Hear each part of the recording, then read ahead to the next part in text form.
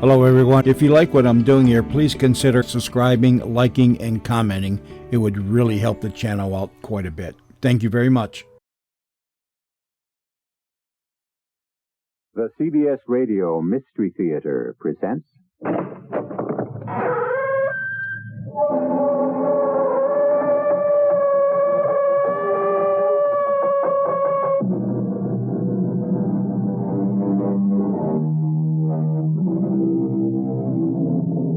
Come in. Welcome. I'm E.G. Marshall. So often it is the unpredictable that changes the shape of our future. Some people plan each move very carefully. Others take life as it comes. But all of us, at one time or another, inadvertently see or hear something that was not intended for our eyes or ears. The darkest of secrets have been shared unexpectedly, and so has the guilt that goes with it. Our story is a case in point. But there's more. Can you always be sure of what you see or hear? You will pay for this. I have done nothing. You have dared to come here behind my back. If you would challenge me, sir, then let it be sword for sword, like honorable men. Too late. Much too late. You have dishonored her, and for that you must die. Oh. And now, she shall be next.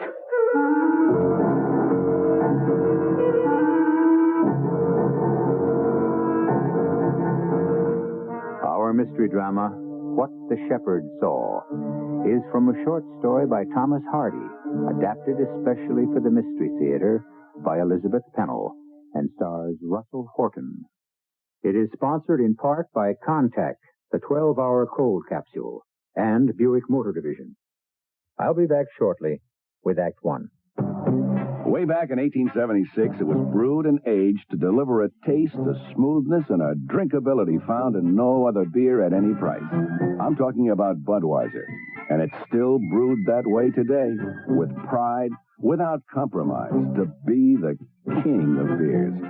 The largest selling beer in the history of the world, for one simple reason: that Beechwood-aged Budweiser taste. And that speaks for itself. Hear it talking? When you say Bud, you say you care enough to only want the king of beers. There is no other one. There's only something less, because the king of beers is leading all the rest. When you say Budweiser, you said it all. Anheuser-Busch, St. Louis. Say, did you know there's a way to get into Northwest Federal Savings before it's open? Well, the early bird knows. When you have savings business to take care of, the early bird walk-up service is ready to help you. 6 days a week, the early bird is at the Irving Park and Des Plaines Savings Centers from 8 to 9 o'clock in the morning. Come by before work, make deposits, make withdrawals, pick up traveler's checks on your way out of town, or cash your paycheck at your convenience. Northwest Federal wants to make it as easy as possible for you to save. An early bird walk-up service is just one of the convenient ways they've done that over the past 50 years. So drop by, early or late, with 63 hours of service a week. Irving Park west of Cicero, in Des Plaines, Norridge, and now Arlington Heights at Algonquin and Gulf Roads. What time? Anytime. It's Northwest Federal Savings Time, 63 hours a week. It's Northwest Federal Savings Time, 63 hours a week.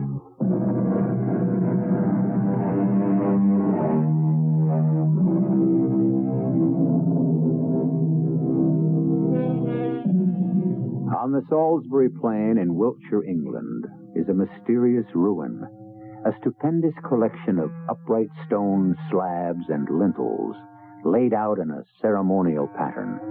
It is called Stonehenge, and archaeologists date the earliest remains as far back as 2000 B.C.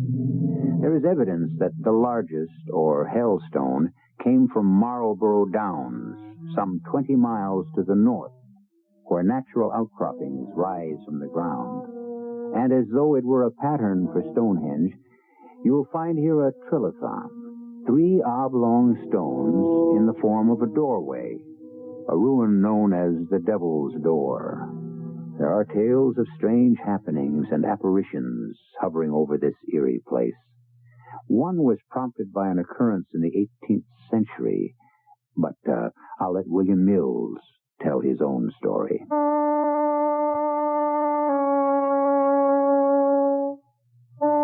I will be haunted forever by the events of 3 nights which utterly changed the course of my life. For better or worse, I cannot say. True, I have become an educated man, but perhaps I should have remained an ignorant shepherd on Marlbury Down. I hated that place, and yet there is magic in it. The night my tale begins was as cold and clear as only England can be in the last week of December, with a moon that shone bright and hard on the Devil's Door. Each stone had been worn, scratched, split, attacked by 10,000 different weathers. But that night, those stones glistened silver with frost, and they were frightening. I tended the flocks under the tutelage of, well, he had a name, but we always called him the Old Man. Be ye sleepy? Old man, who could be sleepy on a night like this? I'll get along home and rest for a few hours. The ewes need no more tending until daybreak. Don't leave me, old man. Oh, now that's the first time I ever heard you ask for my company. It's bitter cold, and I do not choose to walk alone on a night like this. You do not choose to do anything, no more than I. May I at least take refuge in the hut? Aye, it is warmer there, and I left a few coals in the brazier. Thank you, sir. Even though I wish you would stay with me. What's gotten into you, boy? I said you could nap a bit, but mind not longer at once than while the shade of the Devil's Door moves a couple of spans. For you must keep an eye upon the ewes.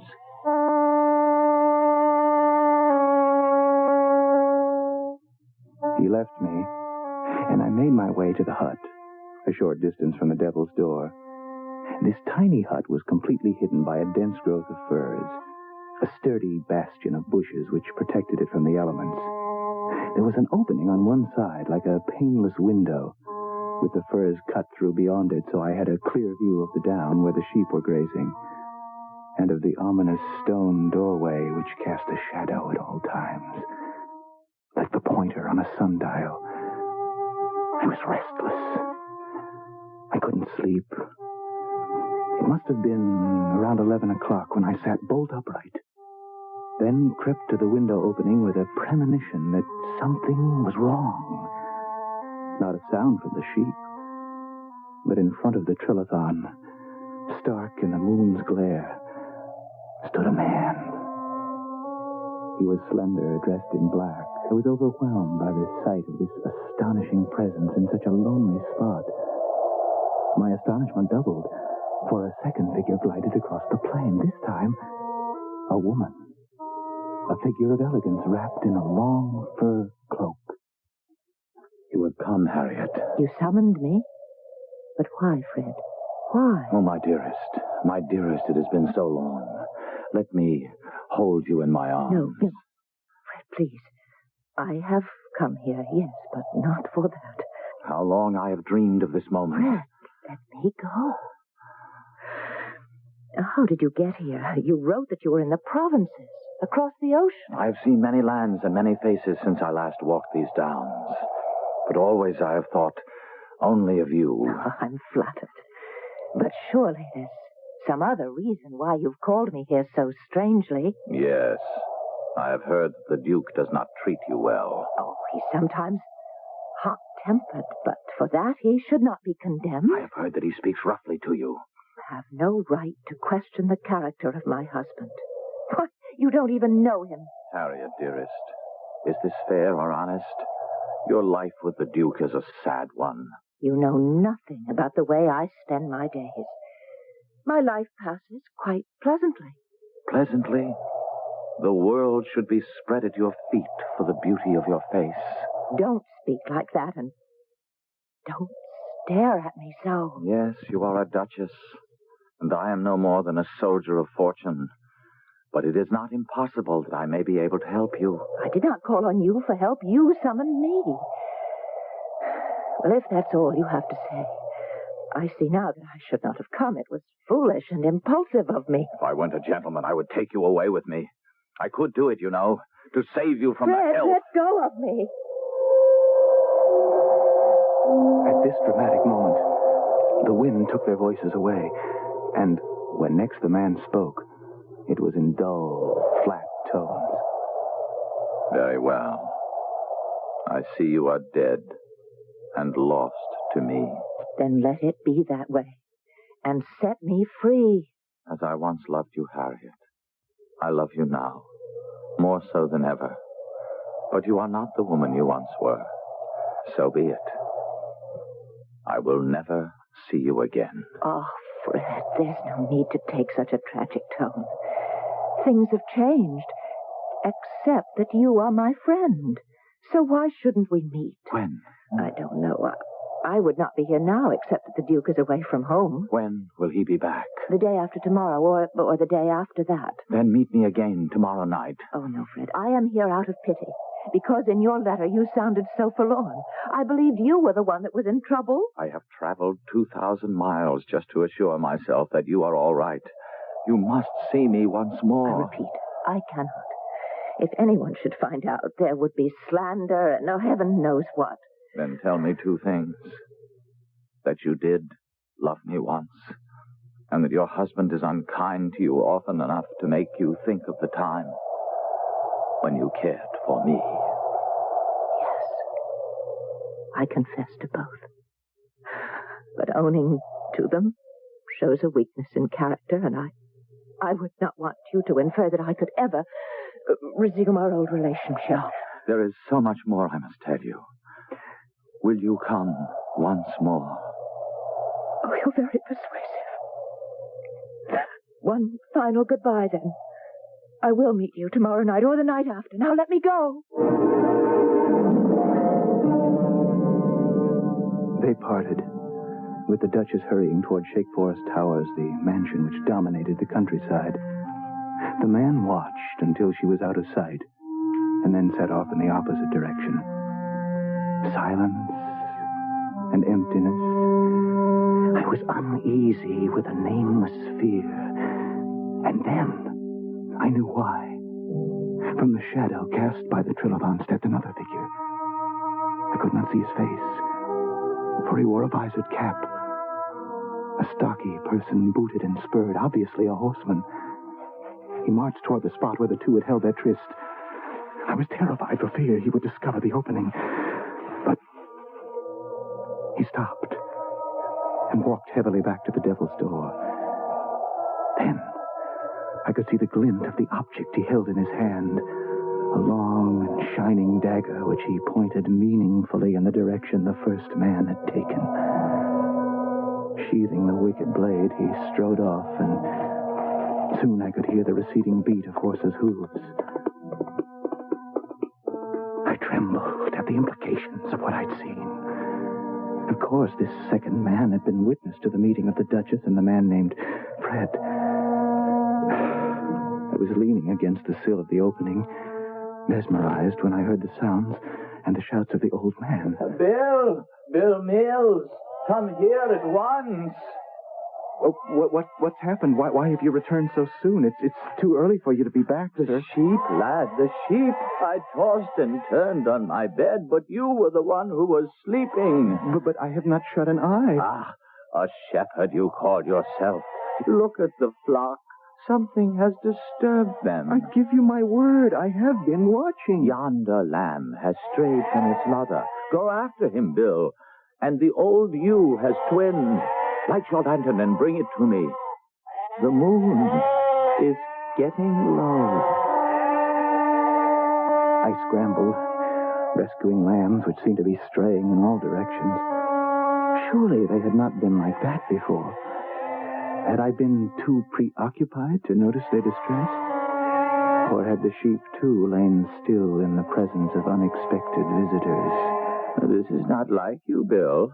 First, you have not done your duty, and now you have lied to me. I do not lie, old man. Don't make it worse. I went to the flock, and then I remained at the window all the rest of the time.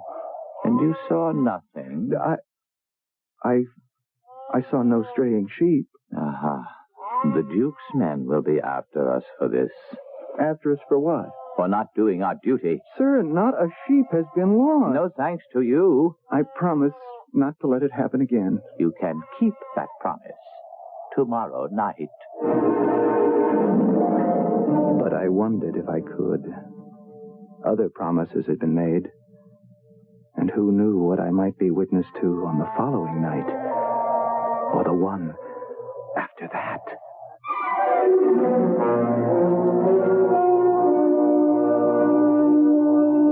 Who knows, indeed, what may next take place in the shadow of the Devil's Door? Windswept Marlborough Downs, where only shepherds roam at night, has now become the stage for a drama enacted by three people whom we must learn more about. We'll be there for further developments when I return shortly with Act Two.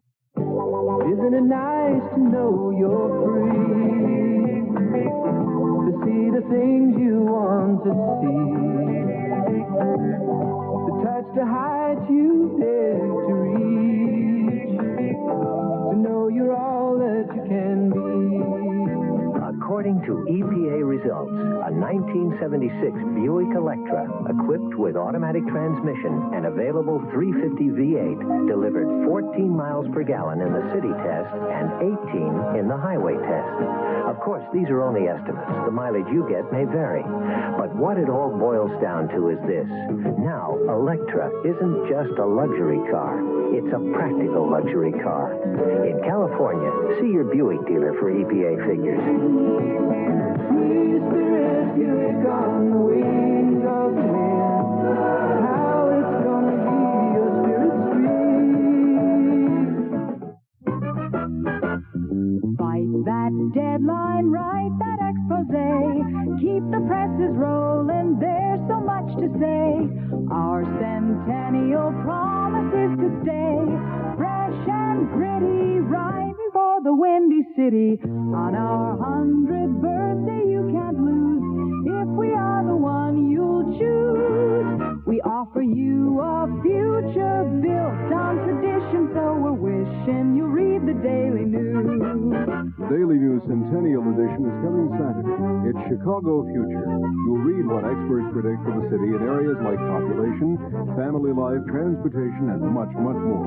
You'll also learn about Chicago Past. It's an instant collector's item. The big Daily News Centennial Edition. Pick it up Saturday, January 17th. Hey, Chicago, get the Daily News, 'cause there's more to you like it in the news.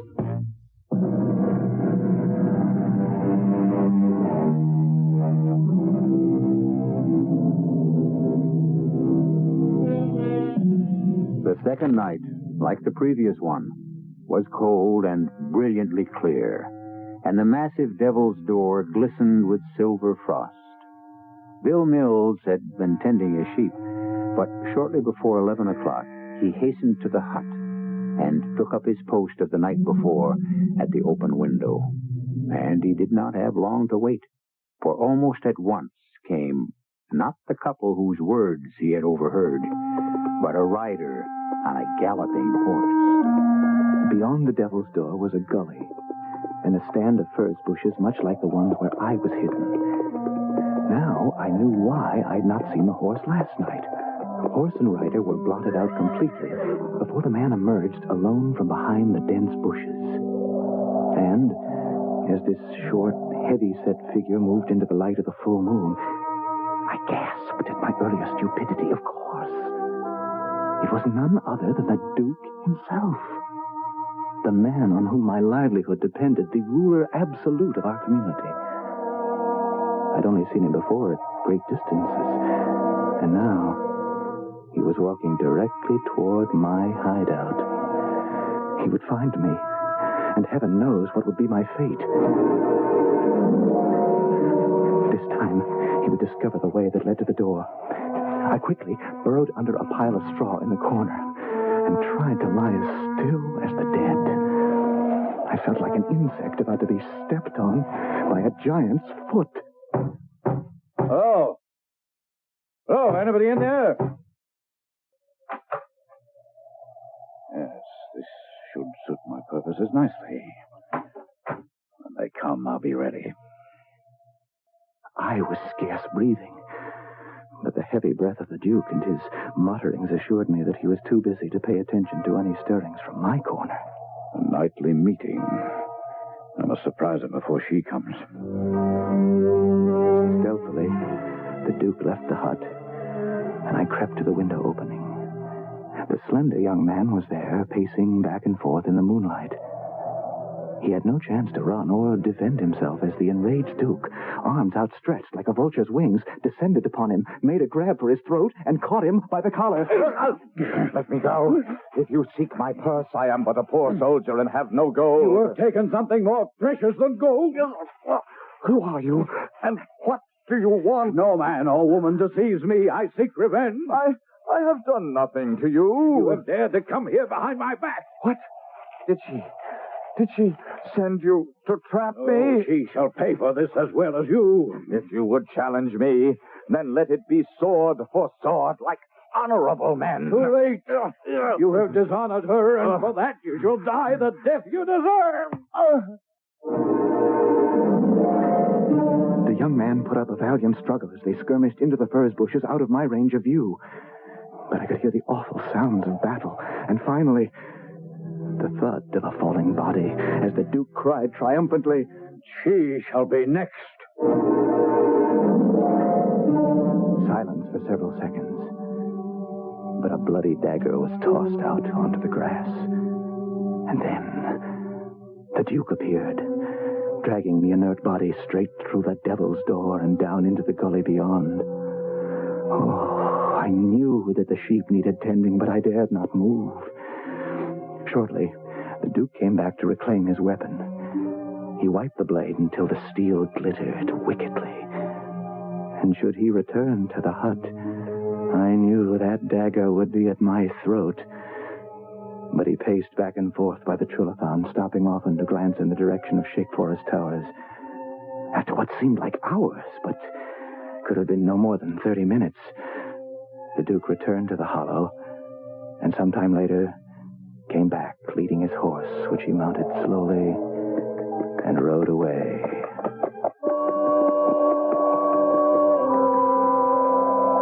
I was in a panic. My promise to the old man was forgotten. No one was going to leave me alone with a dead body. Whatever the consequences, I had to get away. Which way to run? Impending disaster made me follow the Duke. And soon I'd taken a shortcut, which brought me up to the very gates of his estate. I crouched in the bushes and stared in fascination. For there, at the portal, stood the Duchess in her long fur cape. The Duke's horse was approaching. Ah, my dear, you have come. And what are you doing here at the gates? I came to welcome you. I wasn't expected till tomorrow. I was at the turret window, and I saw your horse far out on the down. Why are you up so late if you thought I would not return until tomorrow?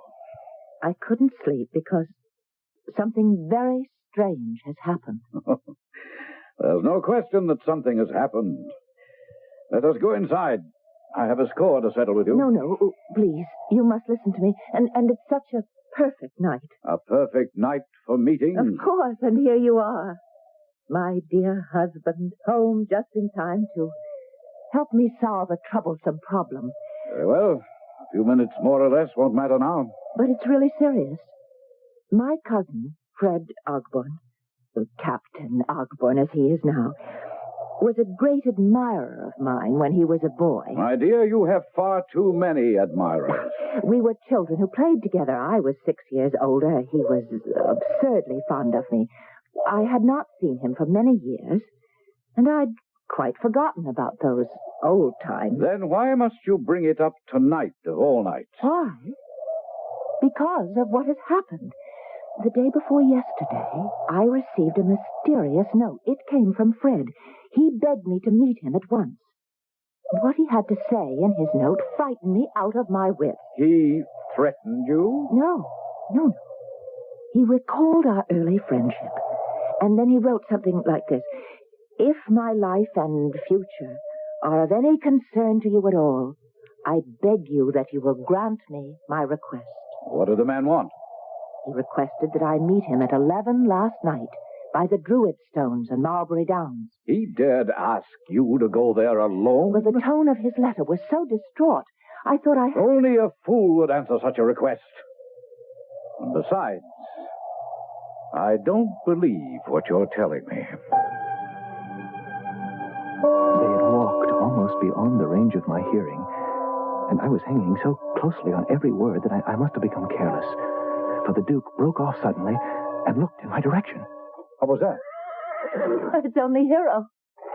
Oh, yes, he's rubbing down. I'll call the stable boy and we'll go into the house. Well, wait, no, dearest, not yet. I must explain to you what I've done. I know perfectly well what you have done. You've deceived me. My Lord, I have never deceived you. You went to this man at night and alone. But I had to. You were not here. You would have shown me this letter if I had been here? Well, of course, my dearest. And you've not heard the rest of it. Well, go on. He said that his entire happiness depended upon seeing me again. And you were all too willing to believe him. Well, of course I believed him. This is too much. The hour is late and I'm weary. Dearest, let me talk a moment more. I'm still too keyed up to sleep, even though I feel safe now with you beside me. Your safety is something you should have thought of long before. You're quite right. I think it took courage for me to go alone to meet my cousin, don't you? Courage is scarcely the word I would use. He was so changed. A full-grown man and an officer. And no doubt attractive. And he behaved so badly. What he wanted of me, I don't know even now. You don't know? Don't be angry, my lord. I went there to help him. And so you fell into his arms. Oh, how can you imagine such a thing? His manner was disgraceful. I held out my hand. He grabbed me around the waist. I was at his mercy. I protested until he calmed down. And then he persuaded you He was incoherent. His words were so strange that I knew I should never have come, and I attempted to run away. Why didn't you? Well, I tried. He grabbed me again. I pleaded with him to let me go. And he said he would do so if only I would give him a promise. Oh, what sort of promise? That I would meet him again, either tonight or tomorrow night. So that's where you were going when you said you would come to meet me. Oh, no, my lord. I had no intention of meeting him tonight. How can I be sure of that? He asked me to be there at 11 o'clock. Oh, what the devil are those sheep doing all over the hillside after midnight? But they act as though they're frightened. And they're running everywhere. Where's the shepherd? Shepherd! Old man! Where are you? Look, out there. Someone's rounding them up. But it's not the old man. Boy! Your Grace? Come here! Come here! Get these sheep away. I'm sorry, Your Grace. I've never seen these animals up here before. Why are they running all over my hillside? I'm sorry, Your Lordship. I must have fallen asleep. Where do you come from? Over yonder. In which direction? Why, I live over there, beyond the bonfire. It must have been the flames that awakened me. Then these are not the sheep of the old man. Oh, it's the very same, my lady. But he lives down below near the Devil's Door. Tell me, shepherd, do your sheep graze by the Druid Stone? Only when the grass is high. Would you say the grass is high tonight? Oh, no, my lord. Oh, the night before? No, not then either, my lord. If I don't round up my straying flock, the old man will never forgive me. All right, get these creatures away from here. And I warn you, boy, if you and your old man do not pay more attention to your duties, you'll hear from me. Oh, one moment more. I'd like to question the boy. You are coming with me, and you are coming now.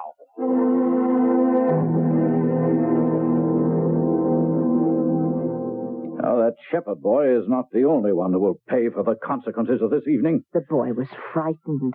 I hoped to question him. If he saw me running across the down, then you surely would believe me. I believe what I know to be true. Then you will help me. There's just one way in which you can be helped, and I plan to take that course. Well, I knew you'd see it my way. You'll go with me, won't you? Go with you where? Well, since I failed to meet my cousin tonight, he'll be expecting me tomorrow. And we'll give him a surprise. We? Well, of course, my dear.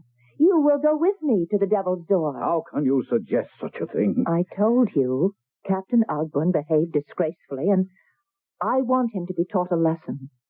He won't be there. Oh, of course he will. I have no doubt he's waiting still tonight. And he'll be there tomorrow, just as faithfully. I'm sure my cousin is in some kind of trouble, and you will help me reason with him. Why should I have anything to do with him? Because you're my husband, and aiding my kinsman would be no more than human kindness. Oh, that's a most extraordinary request. Then grant it to me, out of compassion. I will go with you for only one reason. To prove to you that your cousin is not the faithful admirer you take him to be. I expected the old man to unloose his rage when he found me with the flock in total disarray, but he was grimly calm and unquestioning. I wanted to run far away, and I would have if there had been anywhere to go. I must plan my escape somehow, for I could not tolerate spending the lonely nights of the future so close to a moldering corpse. Nor could I tell anyone what I'd seen.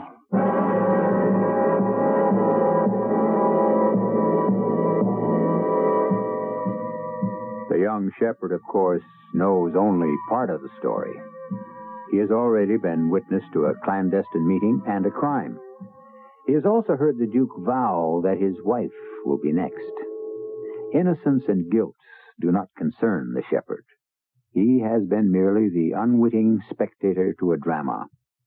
But now, by implication, he fears for his own life. Events of the next night will unfold when I return shortly with Act 3.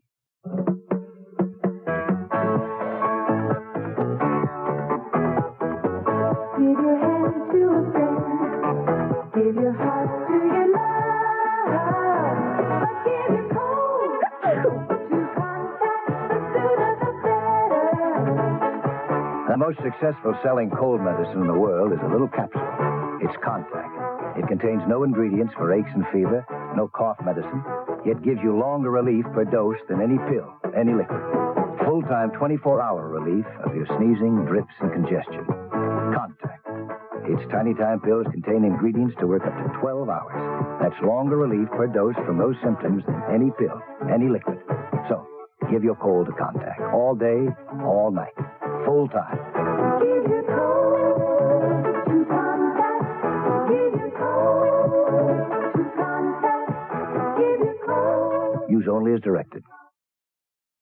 Sheets and towels aren't the only things offered in January white sales. Wednesday through Sunday, True Value hardware stores offer their True Test white paints at special low prices. Just one of those paints is True Test Easy Care Latex Flat Enamel. You can use it on walls and woodwork, in living room and bedroom, bathroom or kitchen, but especially where children play. Stains can't readily penetrate its enamel hard surface, so they wash right off without damaging the finish or leaving a shiny mark. Yet durable as it is, Easy Care has a rich, flat finish. You can get True Test Easy Care Latex Flat Enamel for just $8.97 a gallon in white. You'll find your True Value hardware store offers a special sealing paint as well. True Test Standard One-Coat Sealing Latex for $5.97 a gallon. And Satin Hue Flat Interior Latex is just $7.97 a gallon. Take advantage of special low prices on True Test white paints this Wednesday through Sunday, exclusively at your participating True Value hardware stores. This is WBBM Chicago.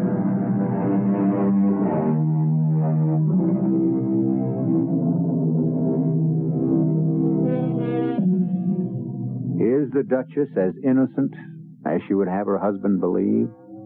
And is the Duke a viciously cruel man or only a jealous husband? We have many unanswered questions and another surprise in store for William Mills.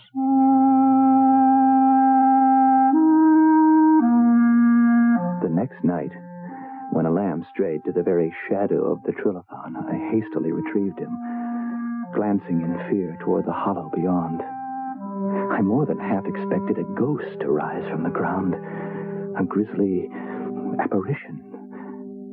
With the lamb in my arms, I was heading for the hut when 2 figures came into view across the down. There was only one place to hide, in that terrible depression in the ground where the body was hidden.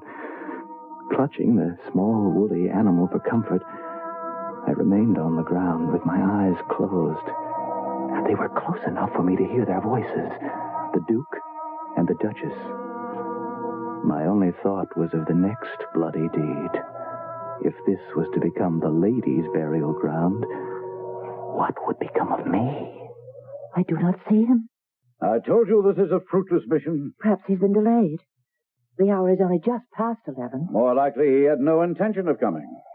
Perhaps he saw us both, and he wouldn't understand why you were with me. Well, come away. I tell you, he is not here. Wait, there is something over there. I saw the bushes. I warn you, we must get away from here. I know someone is down there. Fred? Fred? Don't be afraid. The Duke and I have come to help you. No, stand back. What are you doing? Don't harm him. Fred, come out of the shadows. It's only one of the sheep. No. Fred is down there. Look. Who is there? Come out. Oh, please, Your Grace, I was after a stray sheep. Oh, it's you, boy. Yes, sir. How long have you been there? Well, only just now, my lord. Well, it's the same boy of last night. He's a lying scoundrel. Shepherd boy, have you seen a man here this evening, waiting in the shadow of the Devil's Door? Oh, no, my lady. No one but me and the sheep. A tall man. No, I swear to you, my lady, there's been no one here this evening. You see, Harriet, you'll get nothing from him. Well, I implore you then, let him go. But ask him to keep watch. And then when Fred does come, the boy can give him a message bidding him to come to the towers. I dared not move. And for once, I prayed that the old shepherd would come before morning. I was ready now to tell him everything. I could no longer live with the thoughts that tormented me. A short while later, to my horror, it was not the old man who came across the plain, but the Duke, returning without her ladyship. I know full well you're keeping something to yourself. Now tell me the truth and no harm will come to you. Stop blubbering, boy. That hut over there.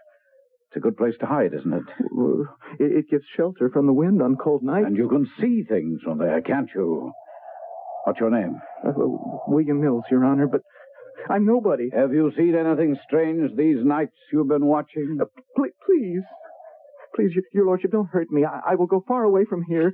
Perhaps this steel dagger will refresh your memory. Did you see anyone or anything that happened here last night? My Lord Duke, have mercy.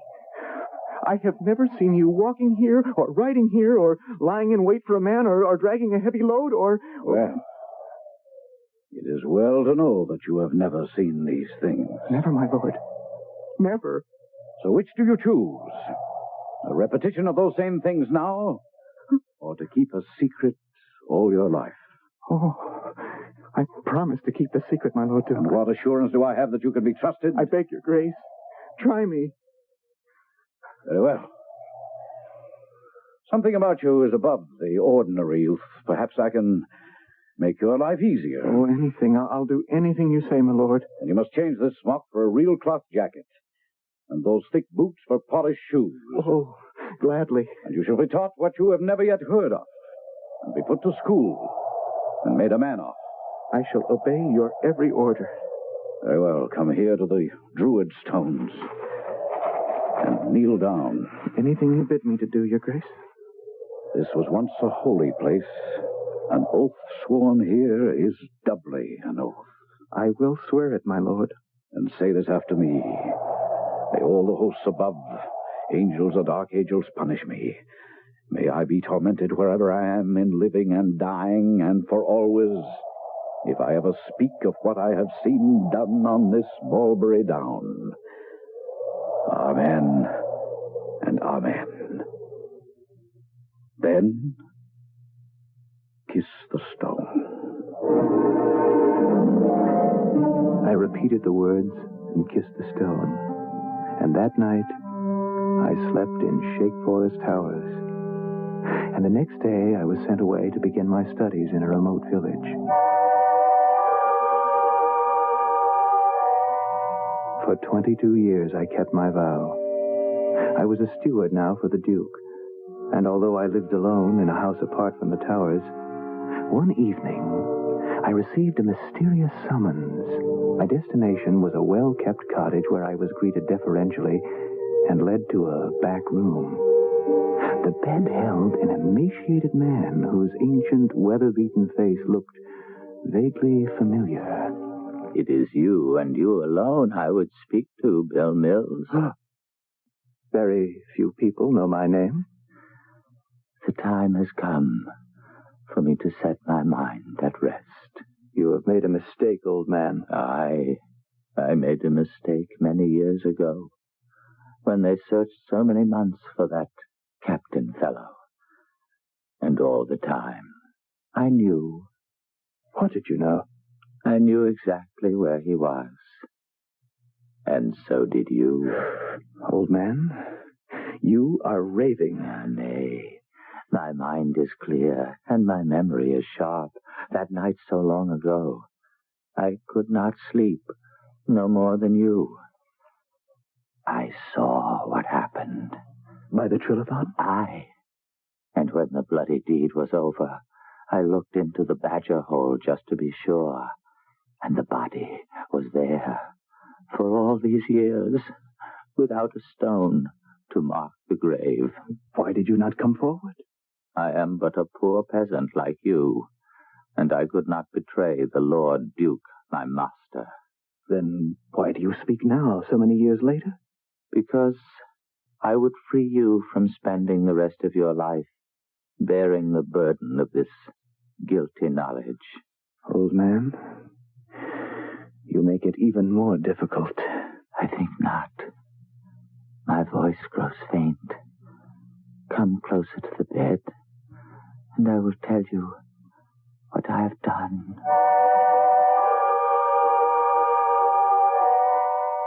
After what the old shepherd told me, I could not sleep. My past had opened wide. The long years spent so furtively in spite of creature comforts. Next day, I dared express myself man to man to the Duke. Never before had I gone so boldly into the library without knocking. My patron had long since lost his heaviness of build. Indeed, he was almost a skeleton. His white hair was thin, and his hands were nearly transparent. Oh, it's you, Mills. Well, sit down. You look concerned. Old times have come to life. Old times be cursed. To which old times do you refer? That Christmas week 22 years ago when the late Duchess's cousin Frederick implored her to meet him on Marlbury Downs. It was just such a night as this. And I saw that meeting, as you know. She met him once, but not the second time. Mills, shall I recall some words to you? The words of an oath taken? In spite of my sealed lips, the truth will be known. I tell you, I wish to hear no more. No fear of treachery from me. I am a man to whom you have been kind. But tonight, I learned all our caution was to no avail. I did what I had to do to protect my Duchess. Do you think for a moment that she ever guessed? She never did, I'm sure, to the day of her death. Then nothing else matters. Oh, but something does. You have not heard me out. What is that bell tolling for? Who's dead in the village? That's what I came to tell you. The oldest man, the old shepherd. Dead at last, huh? How old was he? 94. And I am only 70. I have 24 more years. My lord, I learned this evening that the old man shared our secret. I don't believe it. Not unless you broke your oath. He was there, on the down, all the time. But I did not know he was there, nor did you. Nor did anyone else, and now the man is dead. Why do you torture me with memories? 2 hours ago, the vicar went to see the old man. And to him he confessed all just before he died. I will see the vicar at daybreak tomorrow. To what avail? To stop his tongue. Till I am dead. Like the shepherd.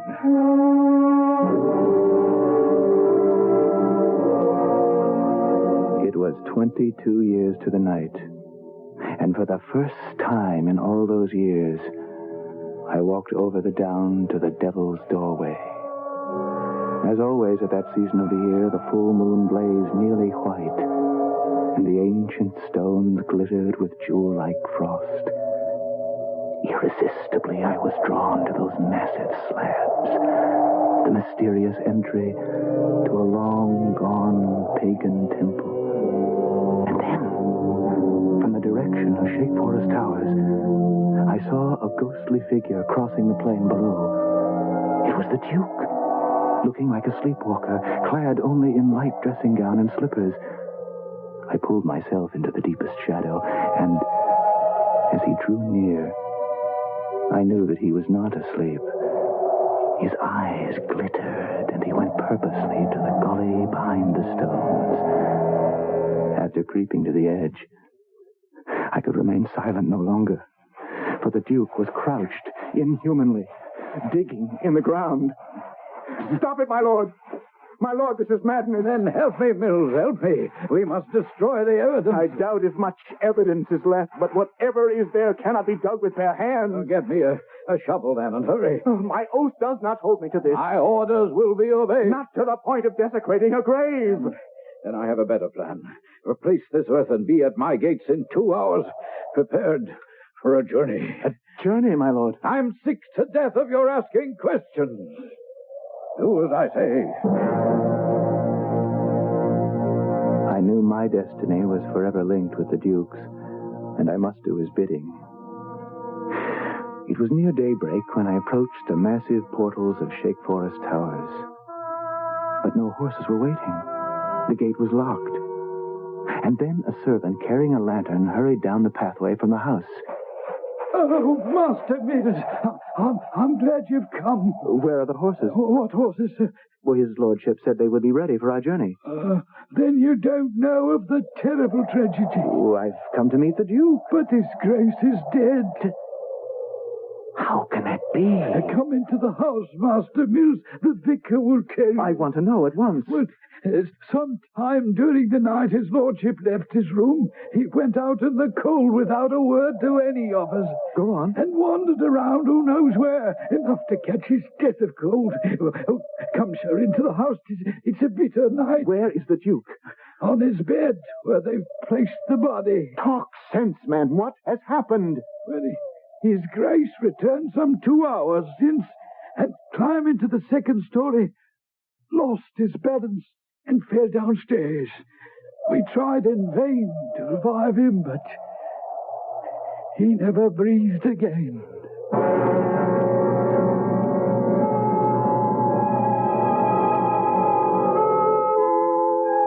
So William Mills was released from his oath and could face the future with a clear conscience. But that's not quite the way it works. Those 22 years had taken their toll, and guilt by implication never really set him free. He lived to only half the age of 94. Hi, this is Tony Orlando. And Dawn, Thelma, and Joyce. Talking to the... Tony Orlando and Dawn are talking to people who have found bright new careers by going to technical school. Tony? I'd like to introduce you to a gentleman by the name of Mark Beveridge. Mark, what were your plans when you left high school? I didn't have any plans. Mark had no skills and did dead-end laboring work until he spent 2 years in a technical school. And what do you do now? I work in a research lab building lasers. If you don't like the work you do, learn to do the work you like. Get a free Tony Orlando record. You can be more than you are. And the facts on how you can learn to do the work you like at technical school. Write Careers, Box 111, Washington, D.C., 20044. Technical school seems like a good idea for a young man, Mark. Yes, it sure was for me. This was a public service announcement of this station, the U.S. Office of Education, and the Advertising Council.